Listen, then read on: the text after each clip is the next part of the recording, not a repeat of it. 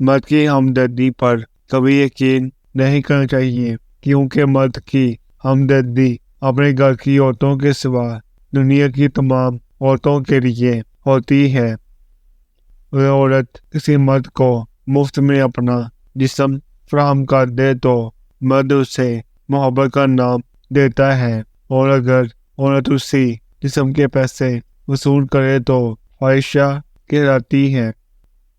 ہمارے معاشرے میں لڑکی محبت میں ناکامی پر سب سے بڑا بدلہ خود سے لیتی ہے اور والدین کی مرضی سے شادی کر لیتی ہے۔ یقین کیجیے کچھ لوگوں کو پہلی محبت ہی قبر تک لے کر جاتی ہے۔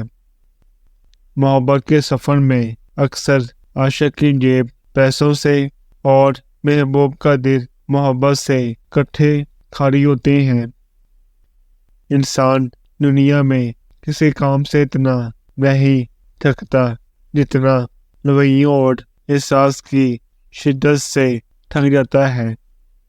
حاصل اور راستے کے دائروں میں سب گھوم رہے ہیں، حاصل کی ناقدری ہے اور راستے کی حسرت ختم ہی نہیں ہوتی۔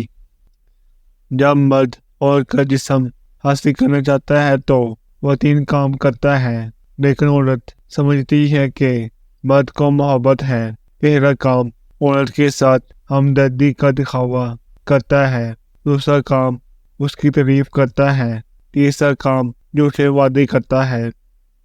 دنیا کے تمام کھیلوں میں سب سے برا کھیل محبت کا ہے، اور سب سے زیادہ جھوٹ اور دھوکہ بھی اسی کھیل میں ہوتا ہے۔ دنیا میں اس سے زیادہ مضحکہ خیز لفظ نہیں جب کوئی نامحرم مرد سے نامحرم عورت کو میری جان بولے۔ اگر عورت محرم رشتے میں محبت کا اظہار کرے تو مرد کی نظر میں اس کی قدر منزلت 10 گنا بڑھ جاتی ہے، لیکن اگر عورت نامحرم رشتے میں محبت کا اقرار کرے تو وہ مرد کی نظر میں اپنی قدر کھو دیتی ہے اور مرد اسے چھوڑ کر آگے بھاگنا شروع کر دیتا ہے۔ جب زندگی کی تلخیاں حد سے بڑھ جائیں تو رشتوں میں مٹھاس ختم ہو جاتی ہے۔ میں نے زندگی میں اس سے بڑھ کر تکلیف دہ لمحہ نہیں دیکھا جب کوئی آپ سے یہ بول دے آپ جا سکتے ہو، مجھے اب آپ کی ضرورت نہیں۔ ایک بار بھروسہ ٹوٹ جانے پر اگر آپ پھر سے بھروسہ کر لیتے ہو تو یہ اس بات کی دلیل ہے آپ آنکھوں کے ساتھ ساتھ عقل سے بھی اندھے ہو۔ ہاں، میں اس بات کی تائید کرتی ہوں کہ مرد اگر کبھی محبت کرے تو وہ محبت میں بہت غیرت مند ہے۔